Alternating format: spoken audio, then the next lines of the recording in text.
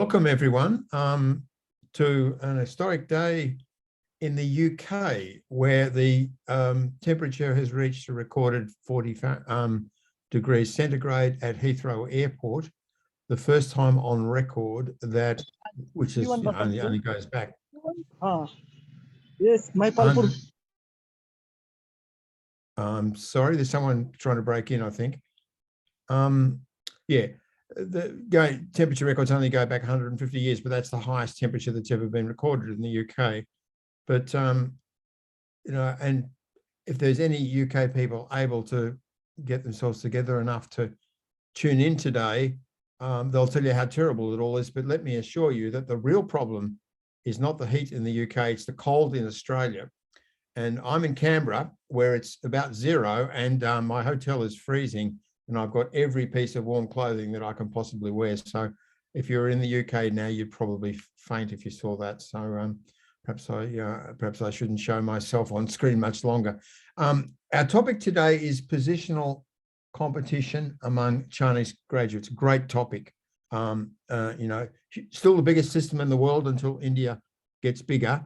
China is, of course, it's an immense stratified system with a layer of top universities, absolutely vital to get your kids into the top universities if you're an ambitious or even a normal parent, because that's the track that gets them into the preferred lane for the rest of their lives. And you know, positional competition as intense in China as it is anywhere in the world. And so the factors that determine success or failure in China are of great interest. The topic is going to be addressed by a very strong panel of 4. Led by Po Yang, who's a tenured associate professor in the Graduate School of Education at Peking University. And she's also chair of the Department of Economics of Education, Department of Economics of Education and Administration now, I see, Po. And her research is focused on financing of higher education and vocational education and college student development and employment. We're all doing work on employment, aren't we? She's joined by Zhitang LIANG, who's a master's student in the Yenching Academy of PKU and a Yenching scholar. His research focuses on elite reproduction, specifically elite job distribution among university graduates in China. So really central, important topic to work on. Then joined by 2 colleagues from Hong Kong, both at the Education University of Hong Kong. Benjamin Mulvey is an RGC postdoctoral fellow in the Faculty of Human Development and at the Education University of Hong Kong, and he works on sociology of international higher education. A nice, succinct description of a large research area, but certainly an important one as far as I'm concerned. And Ewan Wright, who's assistant professor in the Faculty of Education and Human Development at the Education University of Hong Kong. He works on strategies of social class reproduction, various avenues of that, international education, elite higher education, and so on. So you'll hear about those research specializations now in this webinar. At this point, let me hand over immediately to Po Yang. Thank you very much, Simon. Zhitang, would you please to share the screen now? Thank you. All right, thank you very much for the invitation. This is the 3rd time I come to the webinar. And today, join us with 2 colleagues from Hong Kong. We're going to discuss about the college graduates' employment here in China. The 2 papers actually join nicely because we focus on the positional composition here in China. As you might know, this year, China have more than 11 million graduates, and many of them find very difficult to find a job. Particularly, we have about 5% of our graduates coming from we call double first-class universities. So even at the very top, we see very harsh reality this year. Even for the graduate from Peking University or Tsinghua University, find a good job or find an ideal job is very difficult. So that's the starting point of our discussion today. Next page, please. So from the previous study, we know there being a rising interest in terms of looking at the employment market for college graduates, even at the very top. For instance, the study about the elite reproduction in the US universities by River, she interviewed about 200 students and also university administrators, try to understand how the elite university graduates find job in elite professional organizations. But similar studies haven't been conducted regarding Asian countries, especially China. So we're looking at the Philip Brown and other scholars and looking at the different strategies has been discussed in the kind of Western literature, talking about how to locate jobs and quite different strategies applied by the college graduates in UK and other countries. Next page, please. In general, the analysis emphasizes credential inflation, especially we call cohort crowding, because so many students come into universities. So the opportunities have been really crowded, right? So it's very difficult even for the students from elite institutions to find elite employment, especially we don't understand, the specific process, how the elite students find the elite jobs, or why some of students was not able to find elite jobs.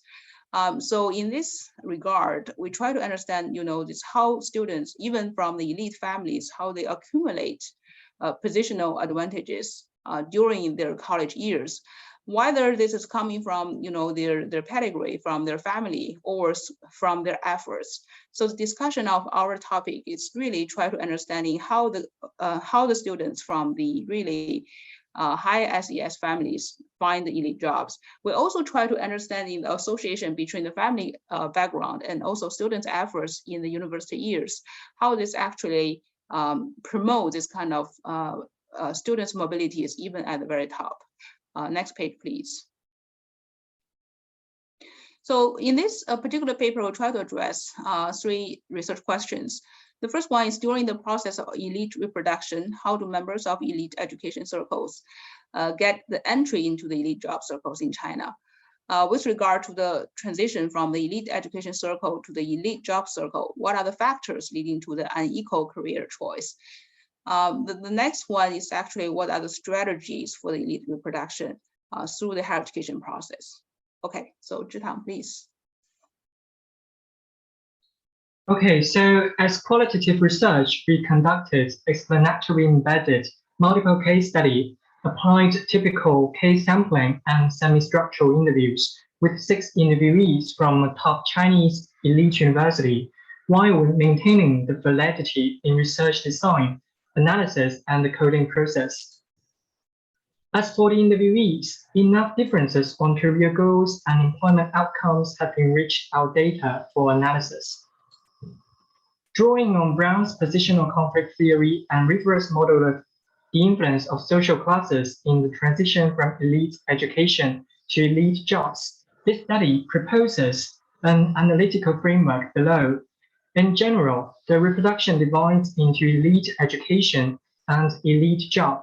Therefore, this study focuses on the transition from, as showed in this frame from the left to the right, elite education experience to elite job opportunities, while analyzing how the elite advantages transform into opportunity currency. At the side of education experience, we emphasize the courses, student clubs, and internships as key factors, as well as stressing career interest, social network, and employability, these 3 in job search periods. This study further analyzed the logic of elite reproduction and digs out the elite reproduction strategies. We have found and defined 6 stages in the elite reproduction process. During this process, students from elite class apply 3 main strategies to develop their advantages. More detailedly, these 6 stages together tell the story of elite reproduction in the Chinese higher education system.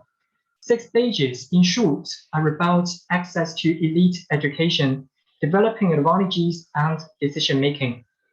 In terms of entry, the cultural withdrawal and the elite consciousness drew most of our attention.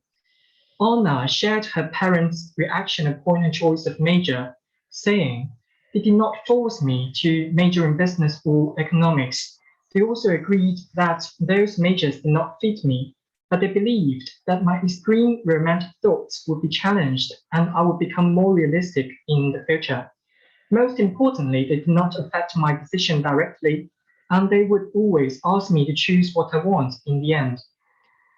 In the development of the advantages, after they have built up their amulets in courses, clubs, and internships, absorption explains how they enlarge the advantage gap through opportunity stacking, self-correction, and opening up.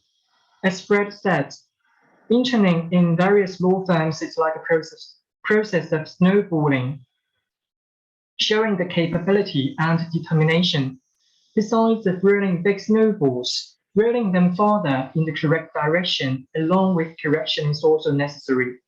Students from advantaged families usually explore the most suitable working opportunities in trial and error internships.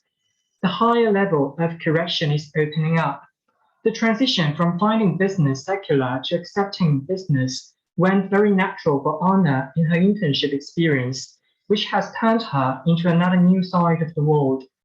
She finished her first internship in a brand consulting firm, while she still refused purely commercial stuff and need to find something in the middle. But afterwards, she realized that she's actually fine with purely commercial stuff.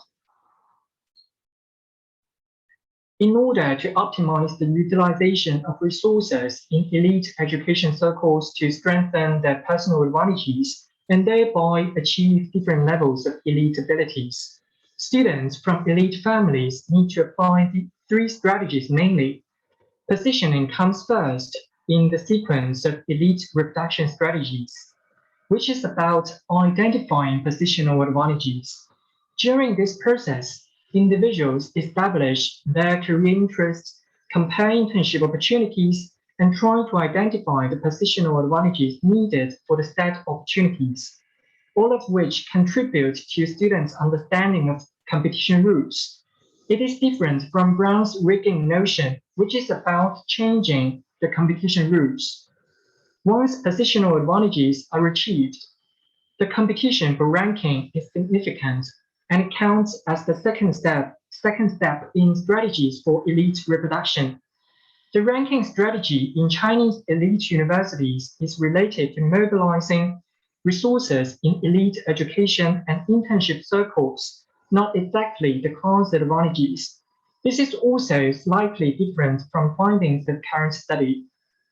Third in the sequence of elite reproduction strategies is leaping forward, which focuses on the achievements of positional advantages, including building up their own class status, transforming the class advantages into their personal advantages. This graph shows the whole picture of elite reproduction in higher education. The three strategies is applied and correspondent to the 6 stages. Summarizing the findings is valuable for future research. First, the competitive context and family backgrounds awaken the elite consciousness, which comes from class confidence and a sense of entitlement among children from advantaged classes. Second, entry into elite job circles necessitates the application of elite strategies by job seekers. Third, as a new source of positional advantages, internships connect elite education and job circles, becoming the crucial step for entering elite job circles. Internships are able to accumulate the value passed on by the circle and represent a channel through which to enter and integrate into elite job circles.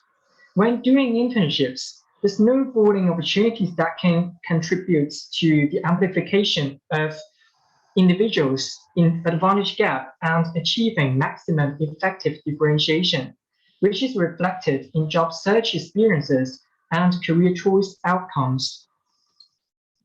That's all for our presentation today. Thank you very much for your attention.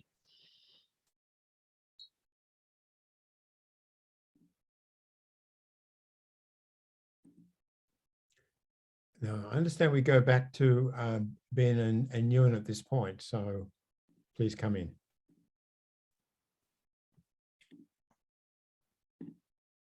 Okay.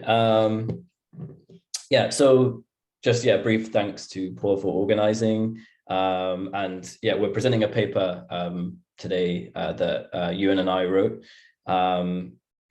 So yeah, we just heard a paper about elite reproduction. So this is kind of similar, but we're kind of looking at how individuals from different locations on the social spectrum kind of strategize for competing in the graduate labor market in China. So yeah, we think that this is obviously a really important topic. Been in the news a lot, especially the last few weeks. So a few examples of the Economist article there, as well as a Chinese and a Taiwanese source as well. So so in June, the Prime Minister Li Keqiang described the graduate employment situation in China as complex and grim. And the reason for that is, as we heard in the previous presentation, so nearly 11 million graduates entering the labor market this year, which is an 18% increase on last year. So the situation for these graduates looks pretty bad, and that's reflected in the overall youth unemployment rate, kind of. So it's nearing 20%. So although that includes all youth, not just graduates, but it's a tough market to be entering. So we think this is a timely paper, very important to consider, especially in an economic climate like this, how labor market aspirations and strategies differ along lines of socioeconomic background. So yeah, we kind of framed the paper with this term, Nejuan or involution. So kind of in the last couple of years, so in the paper we say recently, but that's because we wrote it a while ago, gained traction on social media platforms in China. So the usage of the term captures both zero-sum competition for opportunities and resources, which kind of requires ever-increasing investment and in which many people feel trapped. And then associated with that, a feeling of kind of burnout or feeling of despair associated with participation in that competition.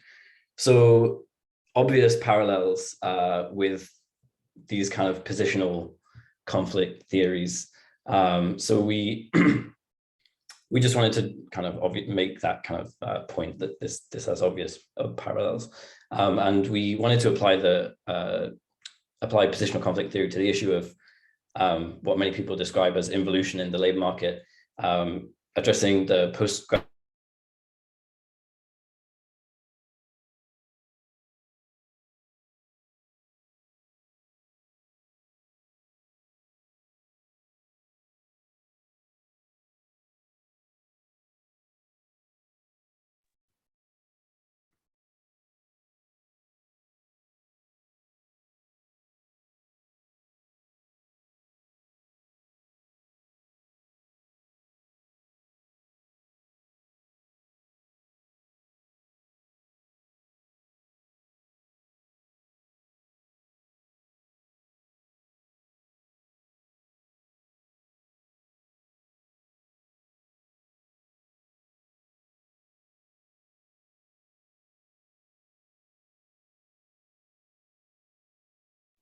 I've lost sound. I don't know whether anyone else is affected by this. Yeah, I think something just went wrong with my connection. But can you still see it though? Yeah, we can see you now and can hear you now. So yeah, brilliant. Okay. Yeah, so between the beginning of China's reform and opening up era from the early 90s onwards, so marketization led to a shift away from the state allocation of graduate jobs towards the development of a labor market. Then in 1999, the government commenced an unprecedented acceleration of higher education expansion. So rapid increase in the tertiary enrollment rate. But rising participation hasn't been accompanied by equalization, and growth of participation has been concentrated among groups with high social status. Ben, I'm sorry to interrupt. We've lost your screen share. Oh, really? Okay. Can you restore yeah, that? I think I lost the connection. Yeah. Sorry about Just that. have to go back into screen share. Yeah, that's good. We can see that. Can you see that now? Yeah. Okay, thank you. So yeah, just to briefly introduce the one part of the theoretical framework, don't have time to kind of go into all of it, but just quite important to explain. So possible selves, a concept that we've used in this paper, refers to current perceptions about a range of probable life trajectories resulting from the constructions of imaginaries. So central to it are the notions of probable, ideal, and feared selves. So probable selves, what an individual perceives to be likely. Ideal selves, what people aspire to be. And feared selves obviously represent undesired possible selves. And then also important is the concept of elaboration, which refers to how clearly individuals elaborate the imaginaries of future selves. So the more wholly imaginaries of possible selves are formed, the more they can be linked to specific strategies, which serve to regulate behavior. So methodology, so just very briefly, 100 semi-structured interviews and also a post-graduation survey with undergraduates in humanities, law, social sciences at 2 public universities in Guangdong province in China. And then a screening survey was used to recruit students from 3 social class factions, so the urban elite, non-elite, and rural. So using a number of proxies as well as a household registration to divide students into those 3 categories. So our findings. So across the 3 social class factions that I just mentioned, a pervading sense of kind of unease about the job market, which, so these 2 quotes, one from a student from a rural background, one from a student from the urban elite. So kind of cuts across all social class backgrounds, which is, that might be unexpected. You might expect that elites would be a bit more kind of relaxed about it. But this kind of sense of unease seems to be a response to a reality of this acutely congested graduate labor market, in which a lot of graduates have to settle for non-professional positions. But the strategies that students employed differed sharply. So students from rural backgrounds tended to have quite different strategies and aspirations to those from both the urban non-elite and elite. So tended to express conceptions of future goals and strategies for achieving them kind of in a less clear way, and tended to be nationally framed rather than global in scope, obviously. And obviously career plans tended to focus on the national competition and particularly on doing well academically, getting good grades. And the key goal for these students was ensuring that they were able to kind of maintain the progress they'd made by actually moving from a rural to urban area, rather than more specific goals about strategizing for success in a particular field. So the urban non-elite marks differences between those and the rural students.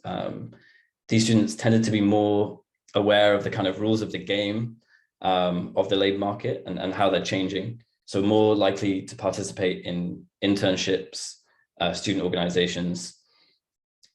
But they also kind of understood the importance of global experience, but obviously didn't necessarily have the resources to take part in those. Then the urban elite, a greater level of clarity around the importance of extracredential activities. As you can see from this quote, which kind of outlines a strategy that one student undertook. So key difference is that they tended to be more strongly globally orientated, because they both envisaged living and working internationally in the future, in many cases, and had these kind of step-by-step tended to have these step-by-step strategies to accumulate these especially global experiences.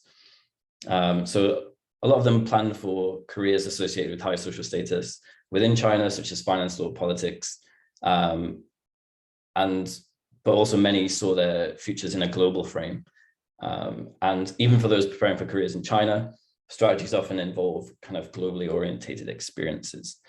Yeah, so just to wrap up, key point is that there's sharp differences in both the nature and the clarity of ideal possible selves between the three factions, class factions in the study. And these differences kind of shape students' strategies for positional competition. Importantly, the urban elite class were most able to visualize escaping both the sense of entrapment and the prospect of failure evinced in this term that I mentioned at the beginning, Adrian. And more evidence of strategizing to that end as well. So urban elites had these, what we call, tended to have these globally oriented possible selves that were also seen as probable, and in turn meant that they were well elaborated and had a strong impact on their behavior, their decision-making during university. So obviously, the more probable and desirable a possible self is, the greater the potential to regulate decision-making. And in contrast, students from rural backgrounds often have, in most cases, nationally oriented possible selves, generally speaking, tended to be less attuned to the rules of the game in the national graduate labor market compared to urban non-elites as well. And relatedly, a lack of elaboration of long-term plans that led to a sense of a less clear idea of the concrete actions that they needed to take to move towards goals in the short term.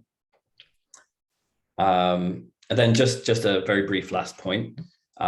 So there's an important distinction between conditioned and true possible selves. So true possible selves, sometimes difficult to ascertain as a result of structural barriers. So students kind of self-regulate their aspirations based on what's perceived to be possible within the limitations of those barriers. So rural students in this study, a lot of evidence of self-regulation, accepting the restricted agency resulting from their socioeconomic position. So yeah, that's a very brief summary of our paper. And yeah, we look forward to taking your questions over the next half an hour or so. Great. Well, yes, thank you very much to the presenters. I just have a few comments to follow up, but I do want to keep them brief so we have lots of time for discussion. So overall, the two papers looked at the consequences of the expansion of higher education participation for young people's career opportunities, especially entry into elite jobs and the implications for understanding social class inequality. And it's worth saying that in many ways, this is a kind of classic topic, right? Scholars have been debating for decades whether higher education is a great equalizer, pathway to social mobility, or an institution that reproduces and legitimizes inequality. I think the reason why the topic remains significant and timely is that the mechanisms involved in this process continue to change. For a long time, the debate centered on access to higher education. Students from higher social class backgrounds dominated enrollments at universities, especially the elite institutions. However, research needs to move forward as the rules of the game change. So in a competitive environment for jobs, new strategies are emerging to get ahead or to gain positional advantage in careers, which will likely leave some people behind. And as the presenters have said, China represents a fascinating case to look at this topic, given the high numbers of graduates each year. And it's likely with the 11 million graduates entering the labor market that some people are going to struggle with that transition, and perhaps most likely it would be those from disadvantaged backgrounds. My major comment is just to highlight the significance of this area of inquiry. I think researchers, we can kind of sit back in our comfy chairs and look at inequality in higher education as kind of an intellectual curiosity. Why is this happening? Why is it interesting? But I think it's worth stating here that it actually has deep implications for the lives of young people. Families invest a lot in higher education as a means to a better life. So understanding the mechanisms is really important from a social point of view rather than purely academic exercise. Another point is the importance of moving beyond the work of Pierre Bourdieu. We all know that Bourdieu's work is extremely important for understanding social reproduction for education. I think the value in these two papers is that it kind of extends his work and draws on other theories and concepts to get a deeper understanding, rather than simply applying habitus and forms of capital in a way that many other scholars have done for years. And yeah, so the lenses of positional conflict theory, possible selves, and social cognitive theory presented in these two papers do this well. Just two comments on the two papers. So I was really impressed by the first one. Looking at research and inequality in education, most studies focuses on the disadvantages of groups, working class students, rural students, ethnic minority students. This is important, but the value of the current research is looking at the strategies of elite students. By doing that, we can understand how the game is changing, as elite students tend to be ahead of the curve in efforts to accumulate positional advantages for their careers. And in doing so, we can see emerging strategies.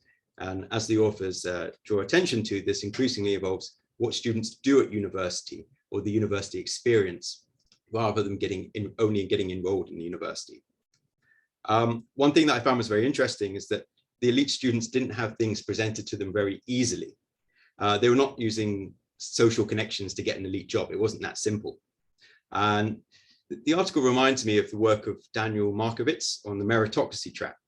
He argues that in America, elites are very different to what they used to be, what Thomas Veblen described as the leisure class, where they gain status from high amounts of leisure and conspicuous consumption. It seems nowadays the elites need to engage in an ultra competitive game to get ahead and spend considerable time preparing for their futures. So I thought that was quite interesting. On the second paper, there's a lot of aligned with the first paper in terms of these elite strategies. Just one point I want to draw attention to is the nature of the competition that the students were engaged in.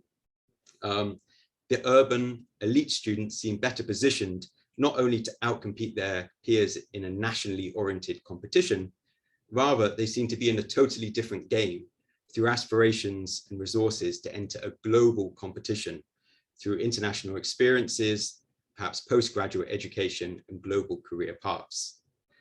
Many of them seem to be accumulating what's been referred to as cosmopolitan capital, that is cultural capital through globally oriented dispositions, experiences and qualifications that are highly valued in global higher education and global labor markets. All this seemed to enable the elite urban students to escape both the sense of entrapment and the prospect of failure in a nationally oriented labor market, which the other students perhaps couldn't.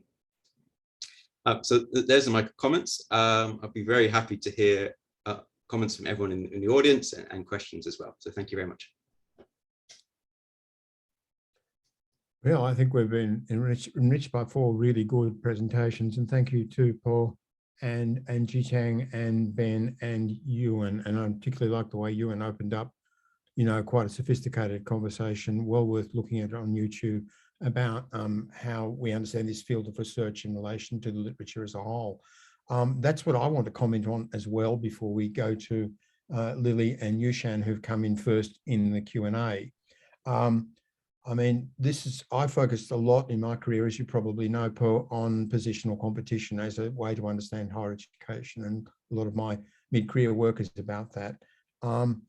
And I mean, position has got this double meaning. It got the meaning of track, a kind of concrete material or infrastructural institutional track, and it's got that meaning of status. And what we did with positional competition, following Fred Hirsch's pioneering early work on that, was to bring status into the conversation about education and higher education in particular.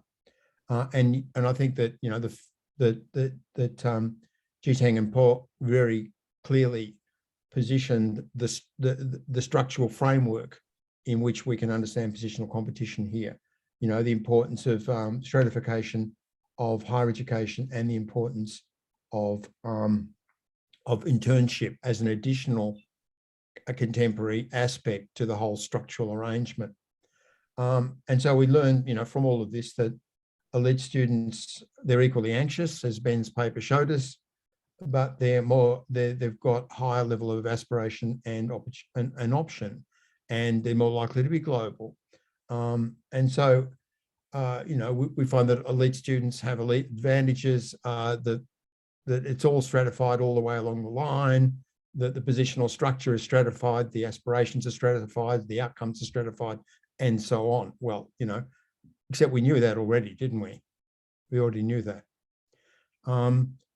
So, I mean, so what conclusion can we draw from that? The problem with this is that all we can say is that structural inequality is inevitable, that there's no way out of the maze.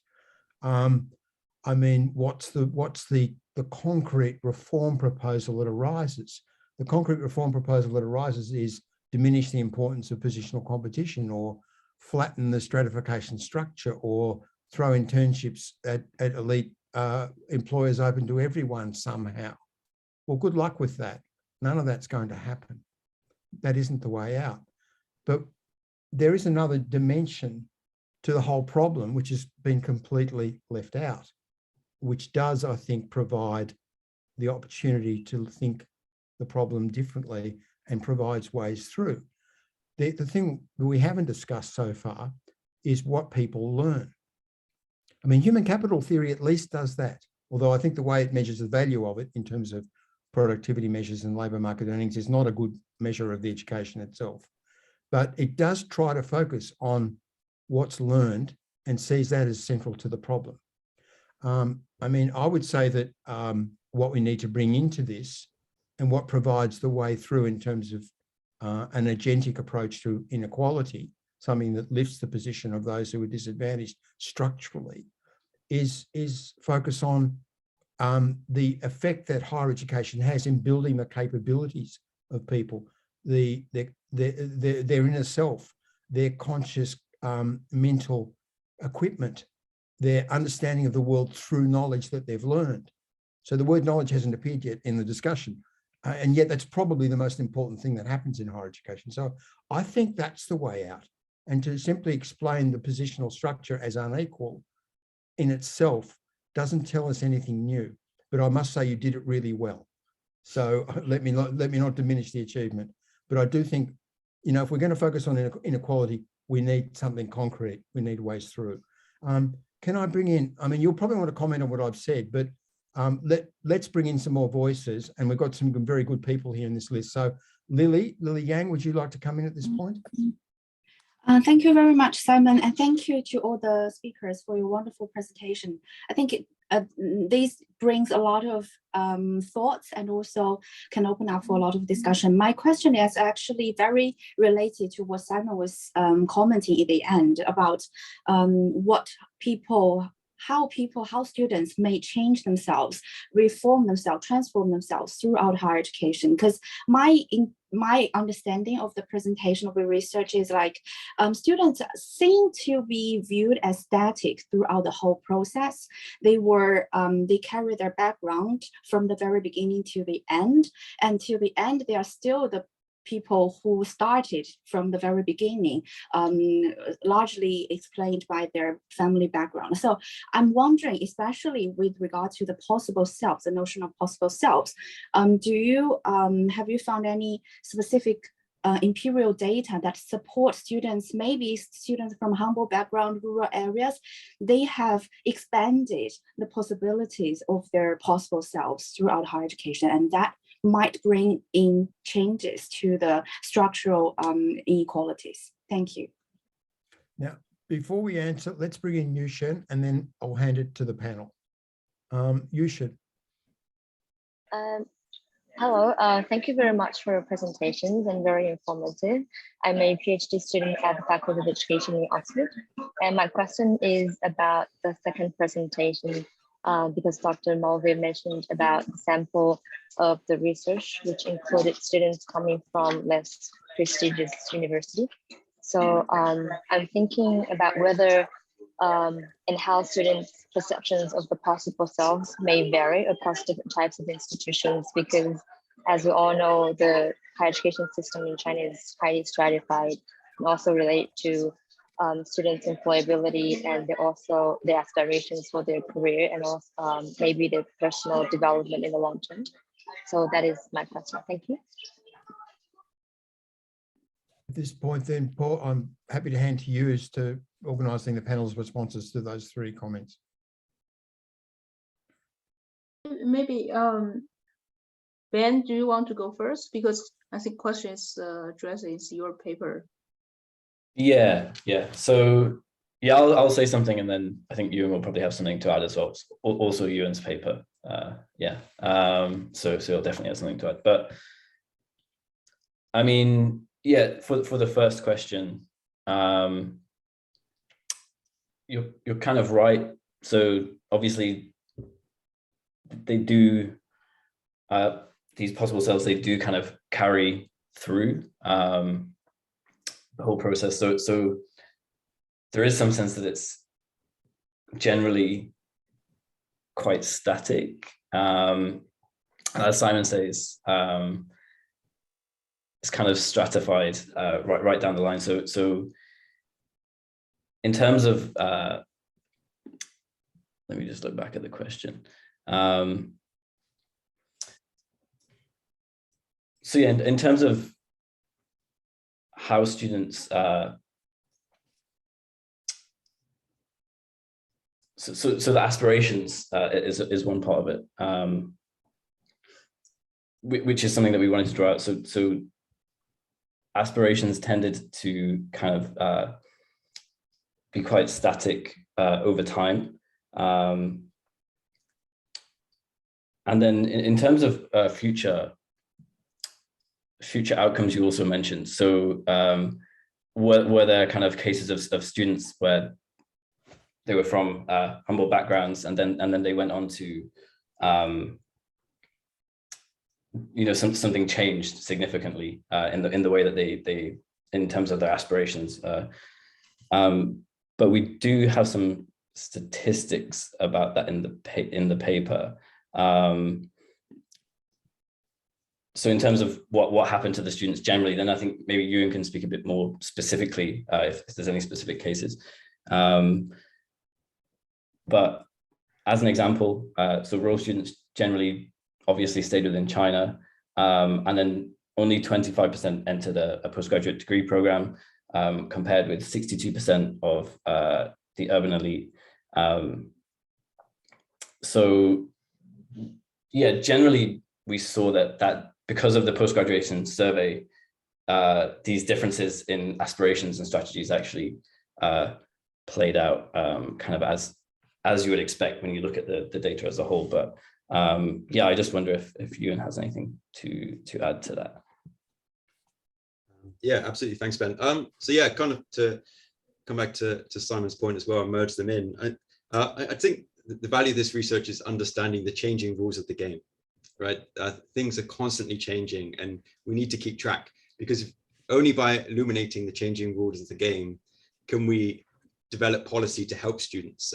So if internships suddenly become important, then we can invest resources to help them. And, maybe a rural disadvantaged student comes to a university in China, and if the university can get in and tell them, okay, this is what you need to do if you're interested in preparing for your career, that can actually help in a very practical way and can actually help transform them. One of the issues was that if you just dump a student in a university who has no background, no prior experience of higher education, they can be completely lost, and they may go through the few years without really thinking about their career or their future. By contrast, you can guarantee the elite students are really on it, that they're doing multiple things. So by the time they get to the end, they're already miles ahead. And maybe, the student will only become aware, oh, I should have done so many of these things, but it's too late. So by identifying the issues and the strategies, then you can intervene earlier. And I think that's helpful in a more positive light. May I just add in one comment? Thank you very much, Simon and Lily, for the, especially in terms of importance of learning. I think that's very critical. In our paper, we only interviewed 6 students from the elite universities. Not all of them from elite families. I mean, even within them, there are differences. I think the importance of learning is actually realized in terms of their strategy, because not all of them successfully implement the strategy to locate ideal jobs. Especially, I think there's another question about the importance of international studies on Chinese graduates, they searching job in Chinese market. I think what we find, the positioning, the ranking, and the leaping forward actually is a result of learning, because this is a dynamic process. For students, even for the students, for instance, in the elite institution in China, they want to connect into the global labor market, right? So they have to understanding how to learn the rule of the game, as suggested, the rule of the game change, especially when the elite graduate from Chinese university compared to other Chinese students who get the degree from overseas elite institutions. You know, they kind of competing with each other.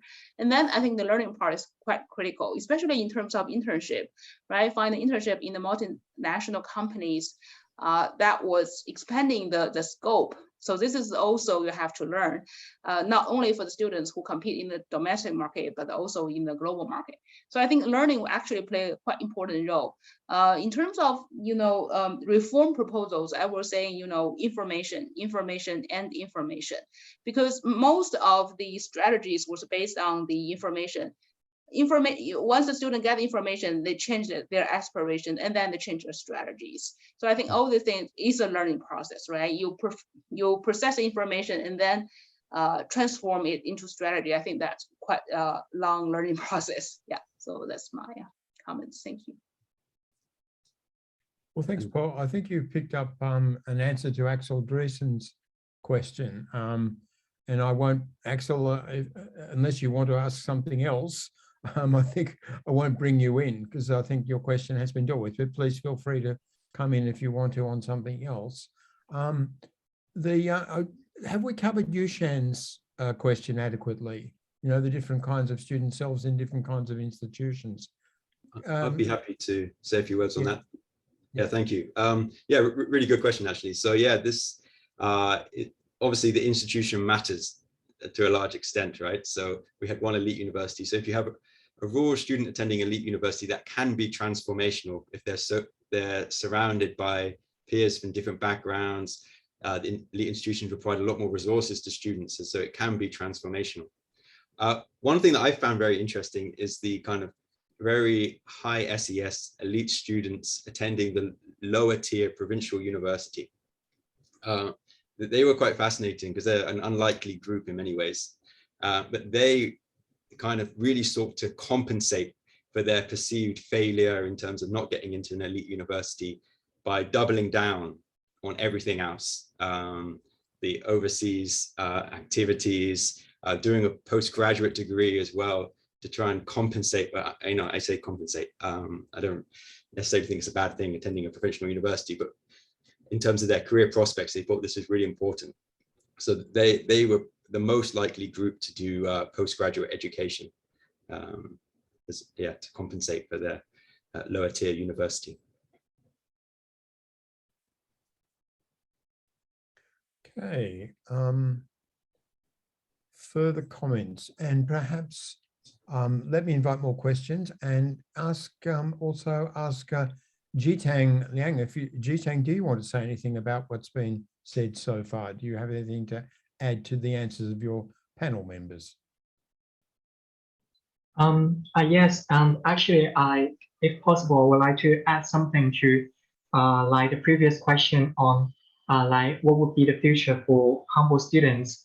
Actually, I think maybe some current study have like showed that the failure of some Humboldt students in elite universities like owe to they're not participating in like the activities and maybe some important courses in the higher education system, which means that they're not like putting themselves into like this kind of positional competition. And this rebellion actually maybe push them to the failure of their employment. And in terms of the future, I think maybe the Humboldt students, they could they really need to participate into like this competition. And even though they could not reach maybe upwards mobility a lot, but they could maybe do much better than, or maybe could be the competitors for those students from elite families, but not in the elite education. Yeah, because when you get into the elite education, maybe an elite university, you have more resources in this education, and these resources can like compete against those only have resources in their like based on their class advantages. So it's just like a step by step. You need to get into an elite university, and then maybe the next generation can maybe go another step. But it's not like just for the only generation can realize the whole upward mobility. Yeah. Thanks very much, Zhitang, for supplementing those answers. And I'm really pleased to see that Axel Deason has thought of another question, because I was going to have to ask my stop question, which is where does the research go next? But I might still ask that question. Axel, come in, please. Yes, thank you. Very interesting papers. I was just wondering, I guess, the same question from, the same question I asked earlier about elite students in the reverse, whether the panelists see any perceivable trends by rural and non-elite Chinese students that are increasingly seeking global opportunities to boost their credentials at home. So, yeah, sorry, Una. So if I'll take this first, and sure if there's something you want to add. So I think, the very quick answer is not really. So that was not a thing that we encountered in the data much at all. And then I think what you're kind of implying is that more rural students might be motivated to seek out these global opportunities. Yeah, given the state of the labor market. But I think, and also this kind of relates back to some of Ewan's comments just after the presentation. So I think, maybe we would assume that as things get much more competitive, more people would seek overseas opportunities, especially elites, in order to further kind of distinguish themselves. But I think, obviously, this is just kind of conjecture, and this data was also collected before the pandemic. So I think what we might expect to happen if we follow the theory to its logical conclusion, I don't think that it's definite that will actually happen. So obviously there's reduced mobility outside China because of the pandemic. You can also point towards strained relations with other countries and improved ranking of Chinese universities as possible factors why people actually now wouldn't go abroad. So I guess I'm kind of saying our papers may already be out of date. So it's, things are changing really quickly. And there's also a tendency now as a result of the pandemic to, among kind of everybody, I think, to gravitate towards civil service jobs, right? So to do the civil service exam. So when times are hard, people gravitate towards these government jobs. And I think over the next couple of years, we'll see more of that. And I think what that means is that we actually will see, that's a contributing factor to why we might see fewer people going abroad as well, that I don't think has really been talked that much about. So my feeling is that the advantage of an overseas education is probably weaker in the public sector than the private sector. So the skills and competencies associated with an overseas education are probably of less use than they might be in certain parts of the private sector. So I think that's actually a pretty important factor that reduces the appeal of overseas study for not just students from rural backgrounds that are really keen to take the civil service exam, but students from all of the three groups that we had in our study. So yeah, I'm not sure if Ewan wants to add anything or not. Just a quick one on that is resources. You know, going over abroad to study is expensive, and so we can talk a lot about raising aspirations. That was big under New Labour, you know, but you know, this is an expensive thing. There's material resources to doing this stuff, and universities may provide scholarships and institutional resources, but a lot of it comes from the family, and it's unaffordable for a lot. So that can be a kind of a hard line that's difficult to cross.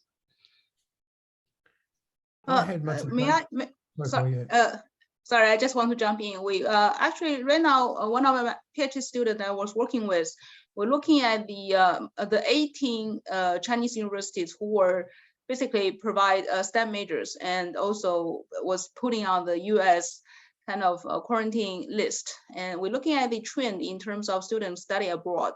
Obviously, after 2016, there being a drop over time, and particularly after 2020, 2021, there being like the substantial decline. So in terms of study abroad, I think the student who really have this kind of key interest to pursue a PhD student or master degree overseas, they actually go study abroad.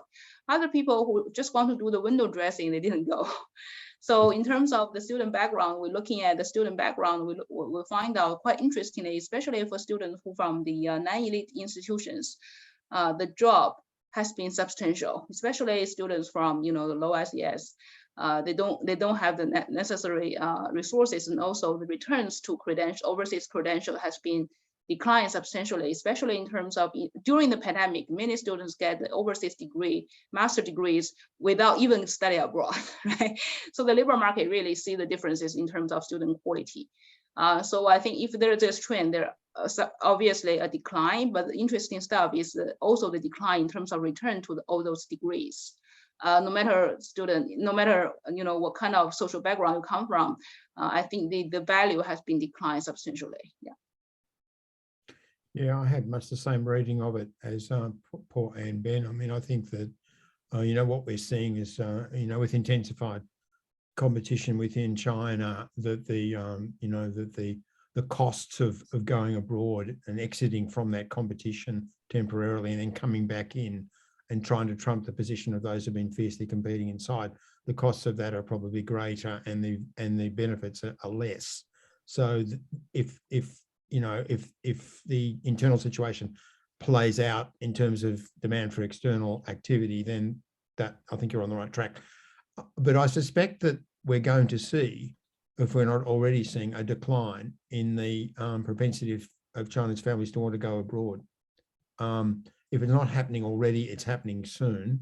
And I suspect the geopolitics are going to play into that in the sense that the value of the transformative foreign experience, learning the language, learning the skills, learning the sensibilities, having the international business context, all of that stuff, the value of that experience as in China will be less than it was for a whole range of reasons.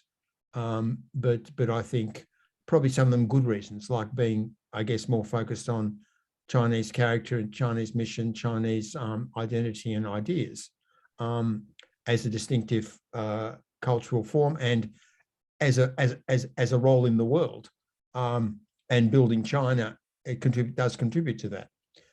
So there are sort of positive reasons as well as the dangers of new barriers or a turning away and a refusing of the foreign experience, which of course is a Chinese trope in historically and can happen on a large scale. The other thing that's playing out though is when we talk about foreign education, we always talk about it as if it's driven by the demand of families. And of course that's an important factor, but the supply of places is the other factor.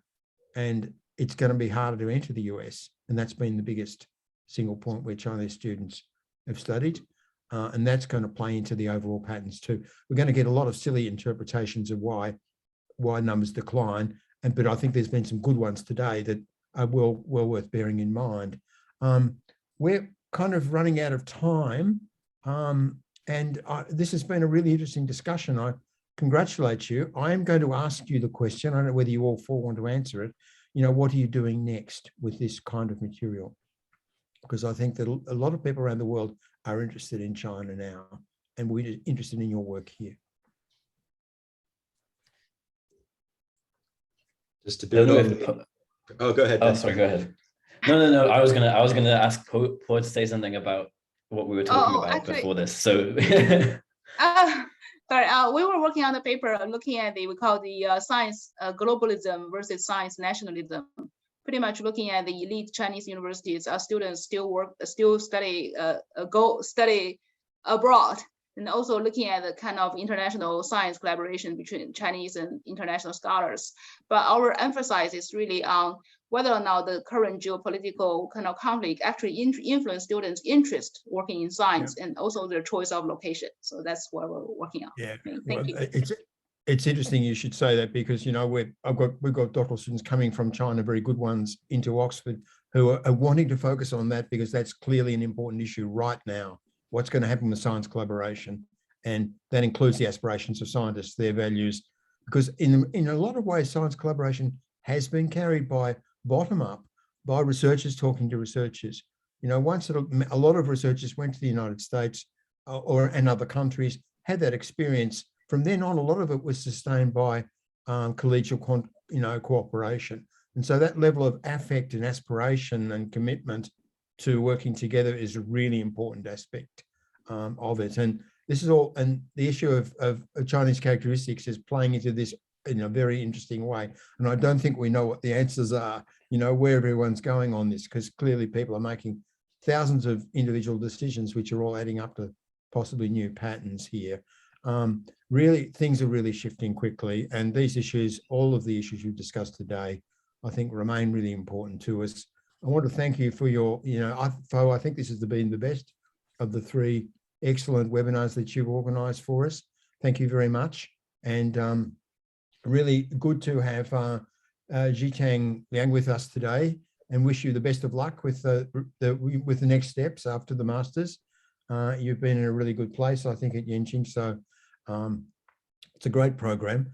And Ben and Ewan, really good to have you involved, and welcome back next time, and do keep contributing your papers. You're in such an important place in a lot of ways, right now. And your excellent line into China is really important, and very important to preserve and to bring to the rest of us as well. So thanks to all 4. Now our next webinar is the last before the Northern Summer break, which we take in the UK rather late compared to other countries. We take off August basically. And now that final webinar will be by Maria Raskrandra-Stan, whose field of expertise is research and research systems, research evaluation, the role of research. She's from Carlo Cattaneo University in Italy, and she's going to talk about her insights into evaluation of research quality, and particularly what role for the researcher. It sounds like a mundane topic, but it's actually a very good paper. And I do recommend that you tune in on Thursday. We need all this good East Asia folk joining into the other conversations in other regions. Thanks to everyone. Thanks, Trevor, for your wonderful work as usual in making this all happen. And from me, bye for now from cold Melbourne. Thank you.